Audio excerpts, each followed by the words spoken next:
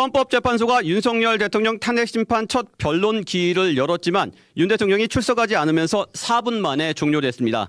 헌재는 오늘 변론에서 윤 대통령 측이 정계선 헌법재판관을 기피 신청한 것과 변론 기일 지정에 대한 이의 신청을 기각하면서 탄핵심판을 예정대로 진행할 뜻을 재확인했습니다. 자세한 이야기 사회부 민소은 기자 연결해 들어보겠습니다. 민 기자. 네, 헌법재판소입니다. 네, 오늘이 첫 정식 변론 날이었는데 5분도 안 돼서 종료됐다고요?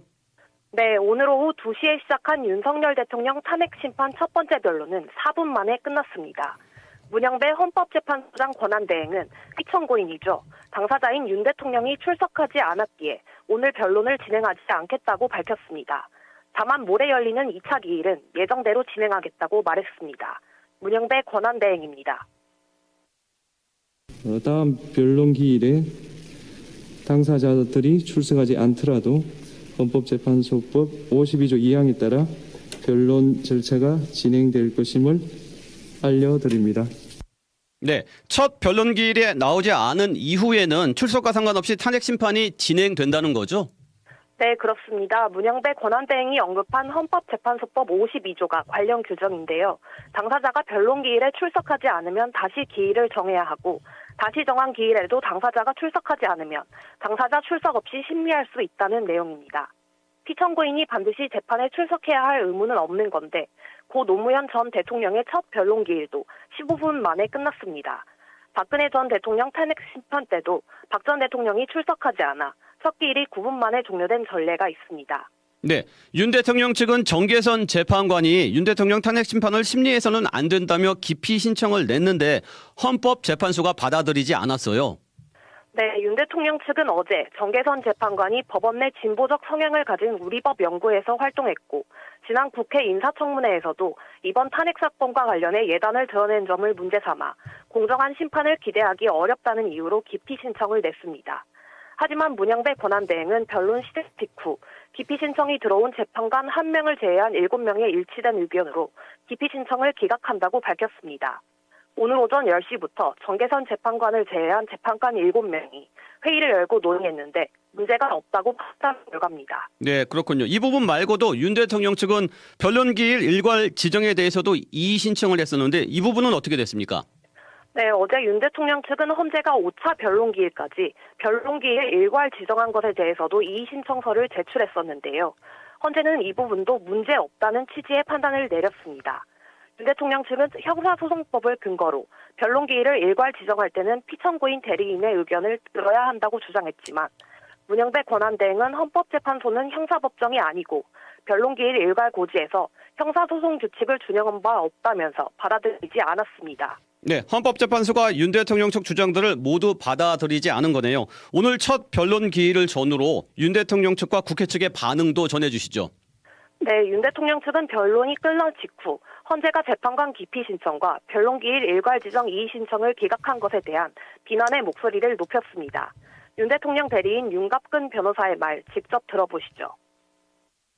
대단히 유감스럽게 생각하고 이것은 법리에도 맞지 않고 공정에도 맞지 않고 상식에도 맞지 않는다 그런 말씀을 드리고요. 단지 헌법재판이라는 이유로 형사소송 규정을 준용하지 않는 것은 법을 정면으로 위배하는 것입니다.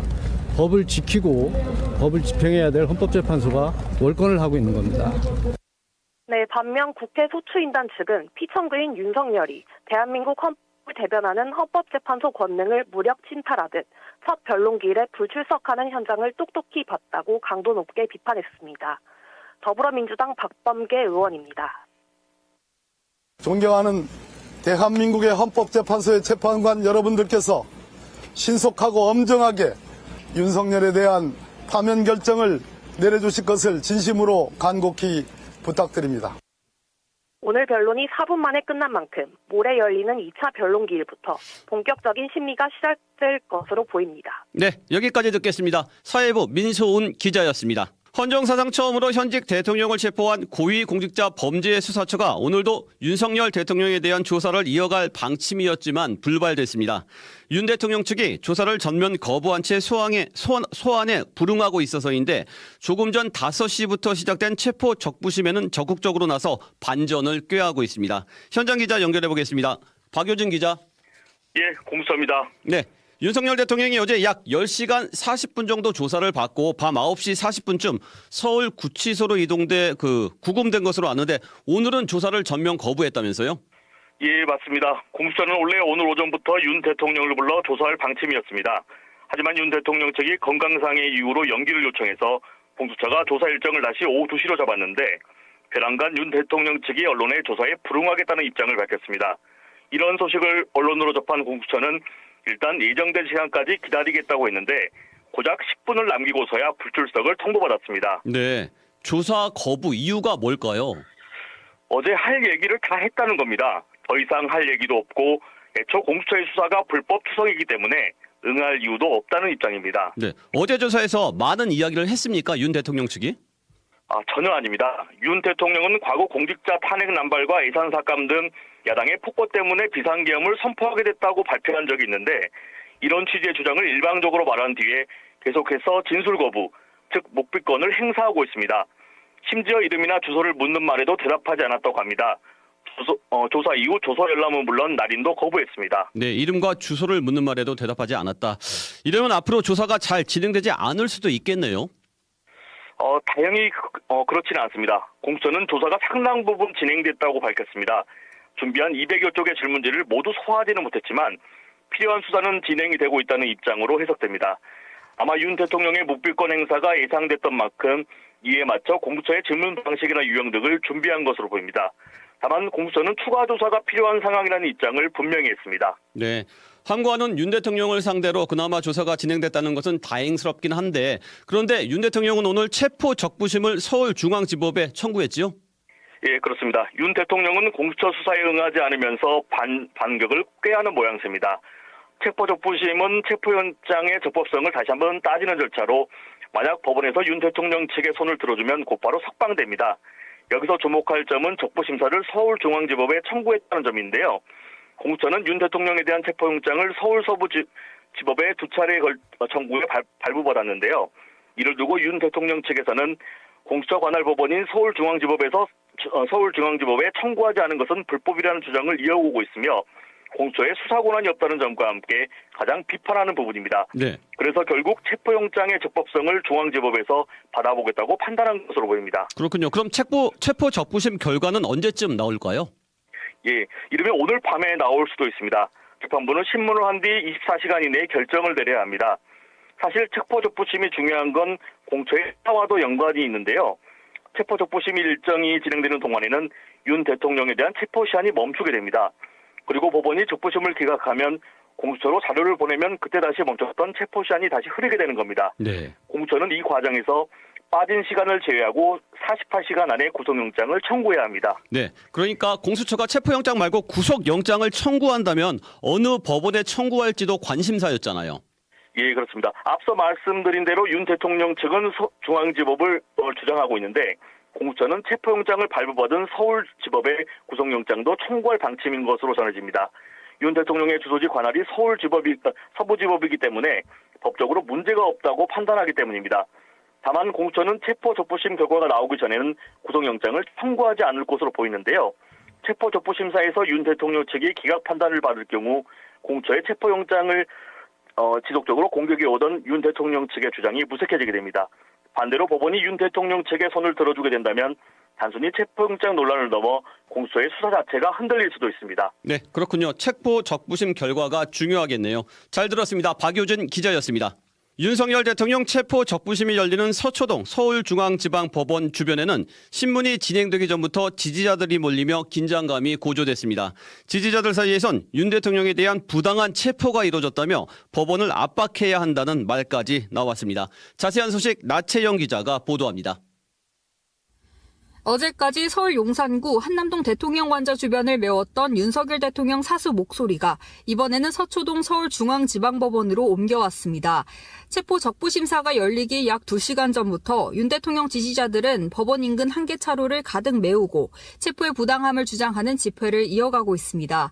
양손에 태극기와 성조기, 윤석열 탄핵 무효라고 쓰인 팻말을 든 이들 지지자 사이에선 법원을 압박해야 한다는 격앙된 목소리도 나왔습니다.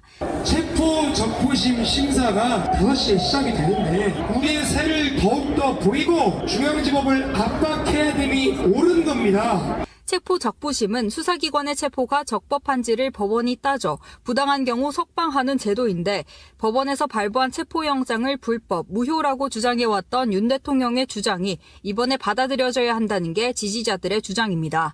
일부 참가자들은 야당 대표를 겨냥해 언성을 높이기도 했습니다. 윤석열 대통령을 불법적으로 지금 감금하고 이렇게 법원에 세우지 말고 이재명부터 빨리 재판해가지고 감학소에 쳐넣으라 이거야.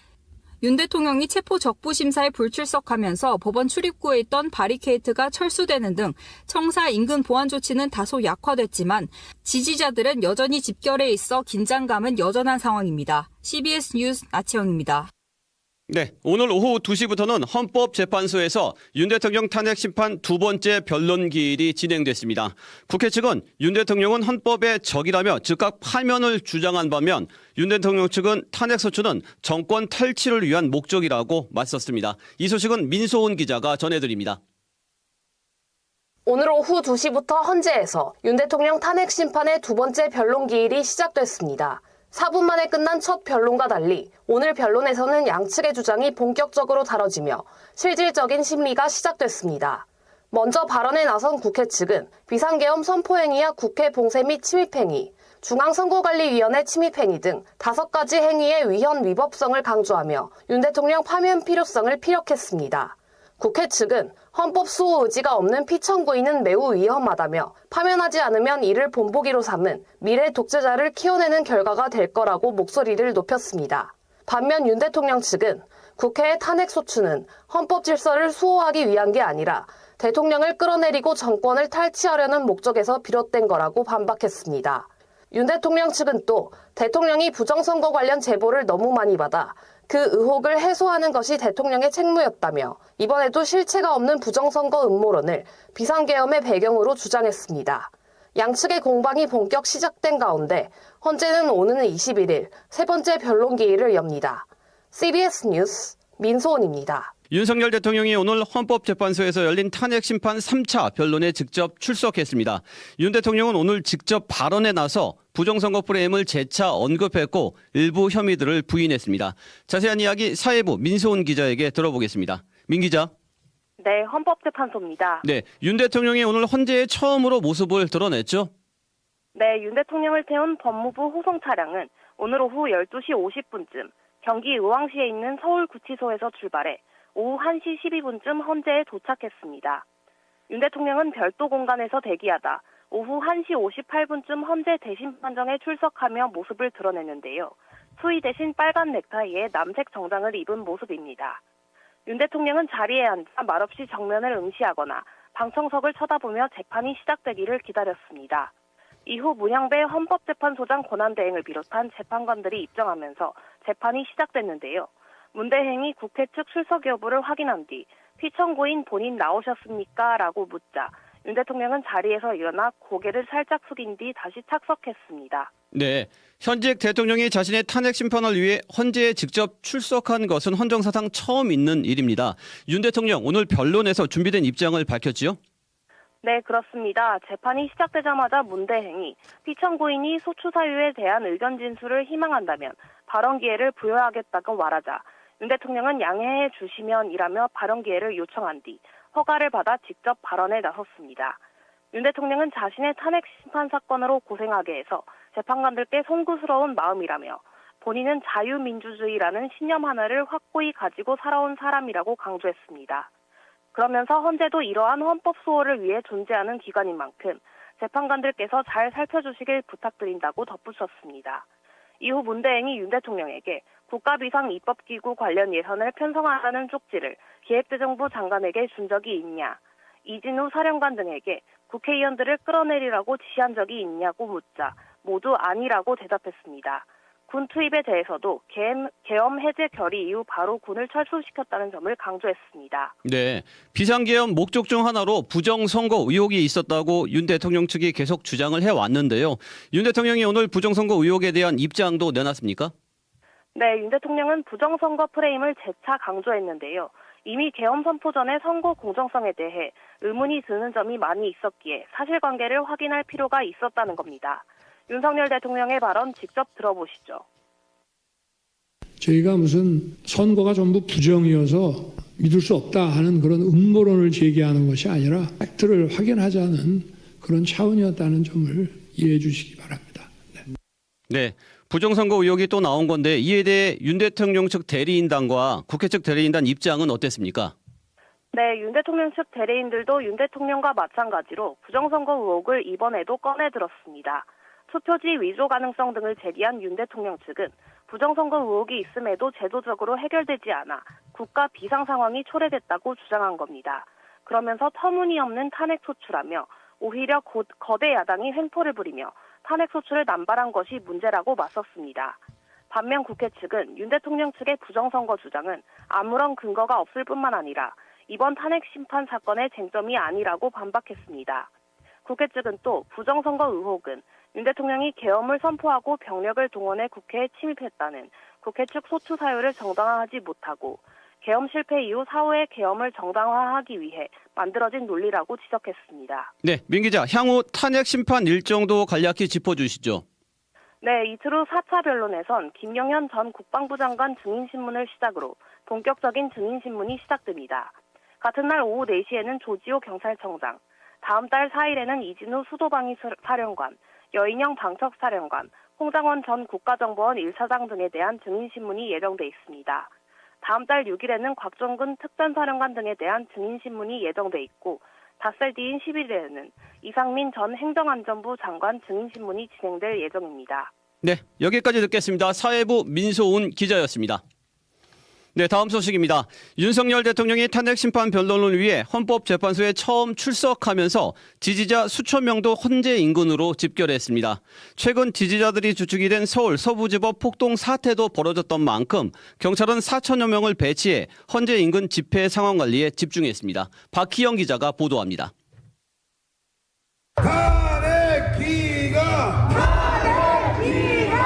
부정선거 수사하라! 오늘 윤석열 대통령이 탄핵 심판 변론에 직접 출석하자 약 2,500명의 지지자들도 서울 종로구 헌법재판소 인근에 모여들었습니다. 그제 새벽 윤 대통령 지지자들이 서부지법을 습격한 폭동 사태 직후인 만큼 헌재 인근엔 기동대 64개 부대 4천여 명에 달하는 경찰들이 배치됐고 경찰 버스도 줄지어 섰습니다. 현장 경찰은 만일의 사태에 대비해 진압복, 헬멧 등 신체보호복과 캡사이신 분사기도 준비한 것으로 전해졌습니다. 헌재 정문 앞에는 이중으로 경찰 저지선이 쳐지는 등 철통 방어 체계가 구축됐고 헌재 인근 100m 반경의 통행은 제한됐습니다. 일부 지지자들은 경찰 통제에 강하게 반발하며 탄핵 반대를 외쳤습니다. 헌재 근처 안국역 2번 출구 쪽에선 윤 대통령을 지지하는 여성 한 명이 경찰을 폭행해 공무집행 방해 혐의로 현행범 체포되기도 했습니다. 탄핵 심판 변론을 마친 윤 대통령은 오후 4시 42분쯤 법무부 호송차를 타고 헌재를 출발해 경기 의왕시 서울구치소로 향했습니다. 한편 오늘 저녁 헌법재판소 근처 광장에서는 윤 대통령 파면을 촉구하는 촛불 문화제도 이어질 예정입니다. CBS 뉴스 박희영입니다. 김용현 전 국방부 장관이 오늘 열린 윤석열 대통령 탄핵 심판의 증인으로 나왔습니다. 윤 대통령과 김 전 장관은 12.3 내란 사태 핵심 인물인데요. 두 사람은 직접 질문과 답변을 주고받기도 했습니다. 자세한 내용 탄핵 심판 현장 연결해서 알아보겠습니다. 정다운 기자. 네, 헌법재판소에 나와 있습니다. 네, 윤 대통령과 김용현 전 장관의 진술이 서로 딱딱 맞아 떨어지는지 아니면 미묘하게 어긋나는지 궁금한 부분이 많습니다. 네, 윤 대통령 탄핵 심판 정식 변론 기일이 오늘로 4회차인데요. 처음 증인신문이 진행됐고 김 전 장관이 나왔습니다. 간단히 말씀드리면 왜 비상계엄을 했나 이것에 대해선 야당의 폭거가 심했고 부정선거 의혹이 있었고 이런 국민에게 비상 상황을 알리고 경각심을 주기 위해서 최후의 수단으로 계엄을 선포했다. 이런 입장은 양측이 아주 입을 맞춘 듯이 진술이 같았습니다. 네. 대체로 오늘 김 전 장관의 진술은 비상계엄이 절대 내란 목적이 아니다. 금방 국회 해제 요구가 의결될 것을 알고 경고성으로 했다는 점을 강조했다는 점에서 윤 대통령 측 입장과 맞아 떨어졌는데요. 그런데 일부 구체적인 진술에선 조금씩 어긋나거나 부딪히는 부분도 있었습니다. 네, 지난번 변론 기일에 윤 대통령이 나와서 비상계엄 당시 최상목 경제부총리에게 줬다는 비상입법기구 설치 문건, 이른바 최상목 쪽지를 나는 모르겠다라고 하면서 김용현 전 장관 쪽으로 책임을 좀 돌렸는데 오늘 김 전 장관 입장은 어떤가요? 네, 비상입법기구 설치 내용이 담긴 이 문건은 국회를 무력화하려는 그런 의지가 담긴 것으로 볼 수 있어서 윤 대통령이 자신은 관련이 없다는 취지로 이 작성과 전달을 다 부인했던 것이죠. 오늘 김 전 장관은 자신이 직접 작성한 게 맞고 계엄 당일 본인이 실무자를 통해서 최상목 부총리에게 전달했다고 밝혔습니다. 작성 취지는 긴급하게 필요한 예산 등을 편성하기 위한 조직을 기재부 내에 구성하려는 것이다. 이렇게 주장했습니다. 네, 그렇군요. 계엄 이후 이런 구체적인 조치가 담긴 해당 문건, 이른바 쪽지를 받은 사람은 지금까지 최상목 부총리와 조태열 외교부 장관으로 알려졌는데 문건 하단에 숫자 8일이 적혀 있어서 이게 좀 더 있는 것 아닌가라는 의혹이 있었잖아요. 예, 그렇습니다. 그 부분에 대한 신문 과정에서 김 전 장관이 국무총리와 경찰청장, 행안부 장관에게도 계엄 관련 문건을 한 장씩 작성해줬다. 이런 취지로 진술했습니다. 계엄 선포를 앞두고 10명의 국무위원이 국무회의에 참석했다. 이렇게 알려졌는데 네. 그런 정도의 상당 인원이 이 계엄과 관련한 부처별 구체적 지시를 받은 것 아닌가 이렇게 유추해 볼 수 있는데요. 이 부분은 오늘 증언 과정에서 새롭게 드러난 내용입니다. 네, 새롭게 드러난 부분이 이 부분이군요. 계엄 문건은 그렇고 정치활동 금지가 담긴 포고령 1호에 대해 김 전 장관은 어떻게 얘기하던가요? 예, 포고령 1호도 관사에서 김 전 장관 본인이 직접 워드 프로그램으로 작성했다고 밝혔습니다. 과거에 여러 포고령들을 참고해서 썼다는데 12.6 사태 때도 계엄이 있었고 12.12 사태도 계엄이 장기화됐는데 그 과정에서 계엄을 10호 이상 했다. 그런 것들을 참고했다. 이렇게 말했습니다. 네, 우리 민주주의 역사의 큰 상처인데 11.6이나 12.12 당시 계엄 포고령을 참고해서 썼다고 당당히 진술하는 게 매우 충격적입니다. 네, 포고령에 대해서는 윤 대통령이 직접 김 전 장관에게 질문하기도 했는데요. 12월 1일 또는 2일 밤에 김 전 장관이 포고령을 가져온 걸 기억하냐 물으면서 윤 대통령 자신이 이 내용을 보니 추상적이긴 하지만 상징적이라는 측면에서 또 집행 가능성도 없는 거니 놔두자. 전공이 이걸 왜 집어넣었냐. 제가 이렇게 웃으면서 얘기하니까 김 전 장관은 계도한다는 측면에서 뒀습니다 해서 저도 웃으면서 놔뒀다. 윤 대통령이 이렇게 말했습니다. 국민의 자유를 심각하게 침해할 포고령을 두고 어차피 반나절 계엄이 될 것이고 집행 가능성이 없으니 제대로 법적 검토도 하지 않았고 서로 웃으면서 그 내용을 봤다는 겁니다. 윤 대통령이 포고령 작성의 책임을 은근히 김 전 장관에 돌리면서도 이게 집행 의지 없는 상징적인 내용이라면서 사안의 중대함을 피해가려는 것으로 보입니다. 네, 웃으면서 얘기했다니 참 참담하네요. 계엄이 경고성이었다는 방어 논리는 양쪽이 일치하지만 구체적인 책임 소재에선 서로를 탓하는 듯한 부분도 좀 감지되는데요. 오늘 재판관들이 던진 핵심 질문들은 어떤 게 있었습니까? 네, 재판이 약 3시간 가까이 진행된 시점에 이미선 헌법재판관이 질문을 던졌는데요. 이 사건 계엄 목적이 거대 야당의 경종을 울리고 부정선거의 증거를 수집하려는 것이냐, 이게 맞냐? 이런 목적을 위해서 비상계엄을 선포할 수 있다고 생각하는 거냐, 이렇게 꼬집었습니다. 거기에 대해서 김 전 장관은 그건 대통령이 판단하시는 것이다. 이렇게 답했습니다. 네, 비상계엄을 선포한 최종 판단자, 책임자는 다른 사람도 아닌 대통령이다. 이게 오늘 김용현 전 장관의 입에서 나온 발언이네요. 정다운 기자 잘 들었습니다. 오늘 변론 기일에는 윤석열 대통령과 비상계엄 핵심 인물인 군 지휘관들이 마주했습니다. 자세한 내용 헌법재판소에 나가 있는 임민정 기자 연결해서 알아보겠습니다. 임 기자. 네, 헌법재판소입니다. 네, 오늘 탄핵심판 증인석에 계엄을 실행한 군 장성들이 줄줄이 나왔어요. 네, 그렇습니다. 윤석열 대통령 탄핵심판 정식 변론 기일이 오늘로 5번째인데요. 먼저 이진우 수도방위 사령관이 가장 먼저 군복을 입고 증인석에 올랐습니다. 이 사령관 한마디로 답변 드리지 않겠다 이런 태도를 일관했습니다. 이 사령관은 계엄 당일 윤 대통령에게서 직접 전화를 받고 구체적 지시를 받았다는 의혹에 놓여 있는데요. 국회 측이 당시 상황 재구석을 위해 대통령에게서 3번 전화 온 사실을 인정하는 진술을 했는지, 총을 쏴서라도 문을 부수고 들어가 끌어내라고 했는지 등을 물었지만 답하지 않았습니다. 반대 신문에서 윤 대통령 측도 대통령이 끌어내라고까지 한 거면 충격적인 지시가 아니냐, 기억이 안 날 수 없다는 취지로 물었지만 입을 굳게 다물었습니다. 다만 부관을 통해 대통령과의 통화가 3번이라는 것은 알았다고 했습니다. 네, 그렇군요. 혹시 이진우 사령관이 윤 대통령과 같은 공간에 있어서 좀 위축된 건 아닐까요? 네, 그래서인지 국회 측이 가림막이 설치된 상태라면 좀 편하게 말할 수 있겠느냐 이렇게 제안도 했는데요. 이 사령관은 상관없다. 군인으로서 직책과 명예심을 가지고 말하는 중이다라고 할 뿐이었습니다. 네. 그리고 이 사령관이 검찰총장까지 한 대통령이 내린 계엄이 위법하다고 생각하지 못했다. 이런 말을 했어요. 네, 그렇습니다. 대통령이 대국민 담화를 통해 계엄 선포하는 것을 직시하고도 위법이라 인지하지 못했다고 증언한 겁니다. 군 통수권자이자 검찰총장까지 한 법 전문가 대통령이니 위법이다, 위헌이다 이런 생각을 할 여지가 없었다고 말한 겁니다. 그냥 믿고 따랐다는 겁니다. 그렇군요. 군 병력 투입이나 정치인 체포 지시에 대한 진술이 나온 건 있습니까? 네, 이 사령관은 대통령으로부터 체포하라는 지시를 받은 사실이 있느냐 이런 질의에는 없다며 더 이상 답변하지 않겠다고 했습니다. 또 국회에 병력을 투입한 지시에 대해서도 적법하게 받아들였다 이런 취지로 답했습니다. 네, 지난번 변론기일에선 김용현 전 장관의 증인 신문 때는 윤 대통령이 직접 신문에 나서기도 했잖아요. 오늘은 어땠습니까? 네, 오늘 재판부는 증인신문 질문은 양측 대리인만이 하는 걸로 정했습니다. 다만 증인신문 마지막에 윤 대통령에게 따로 발언 기회를 줬는데요. 윤 대통령은 실제로 아무 일도 일어나지 않았다 이런 점을 강조했습니다. 대통령은 지시를 했니, 지시를 받았니 이런 얘기들이 마치 호수 위에 떠있는 달 그림자를 쫓아가는 느낌을 많이 받았다고 말했습니다. 또 그러면서 다시 한번 질서 유지를 위해 병력이 투입됐고 그 병력들은 총기도 휴대하지 않았다고 강조했습니다. 상식에 근거해서 보면 사안의 실체가 어떤지 잘 알 수 있지 않겠느냐고도 했습니다. 네, 여전히 부인하고 있는 거네요. 지금은 여인영 사령관에 대한 증인 신문이 이어지고 있죠?